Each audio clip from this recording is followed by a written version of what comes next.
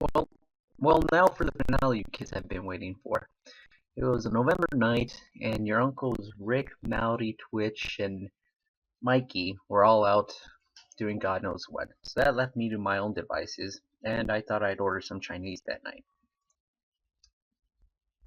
Well, how much is it for the 2-for-1 special? That's a little too pricey. How much just for the one? Well, I can afford that. Actually, that's pretty cheap for the going rate. What's the catch? No protection? I wasn't planning on using it anyways. I mean, what's the worst that could happen? I'll be there in 15. Bye.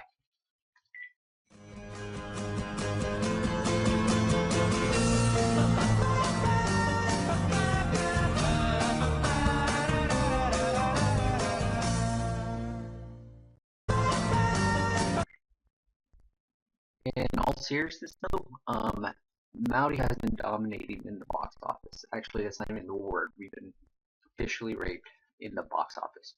Um, if you add every other league member's movie total movie gross together, it wouldn't even add up to Maui's barely half of what he's made so far. So there's no way in hell I'm gonna win the Moneybags champ.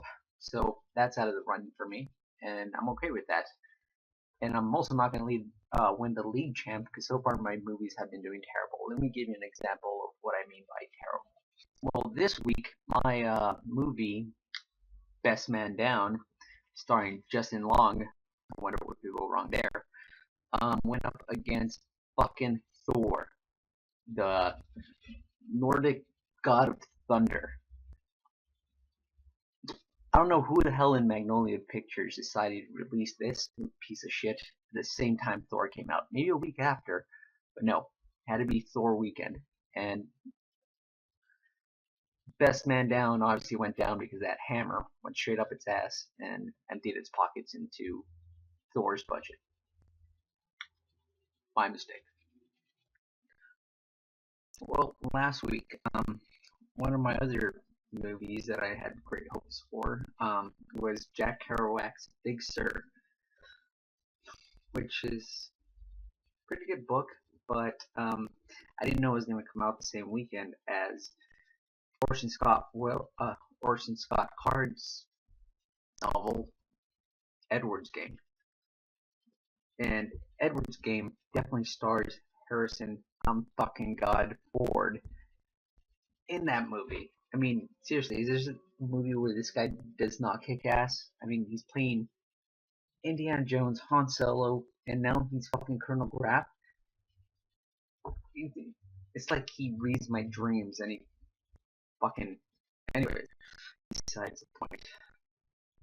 So Ender's Game raked in a good $27 million, while Big Sur raked in a good $16,000 nationwide. I'm not happy about it, but I was confused about it. So I went on the forums of Metacritic, Rotten Tomatoes, IMDb, and I noticed something. It turns out that the sci-fi geeks aren't as brutal or hating as much as the hipsters are on, or the, what were they called back then? The beat kids or whatever. Um, as far as accuracy goes, I mean, I was pretty angry myself, as I've told all of you, that Ender's brother and sister, Valentine and Peter, were gonna eventually try and conquer the world. But in Big Sur, they were. So now that I know for a fact I won't get the League or Moneybags award, I'm gonna pass it over to Mowdy, see what he has to say. I got a live feed for him, right from his job. Let's see what he's got to say. Well, it seems he's representing what he's just done to all my movies.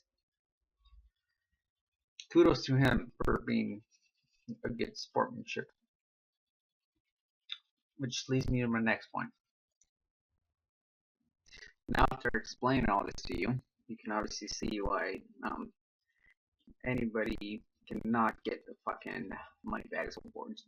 There's one thing I can probably get, and that's the Critics Awards.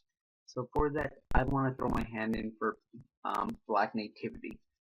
I know ours would probably get a lot more money because it has Paul Walker, but Black Nativity has Jesus, and I've never seen a review on the LA Times about bad mouthing a movie with Jesus.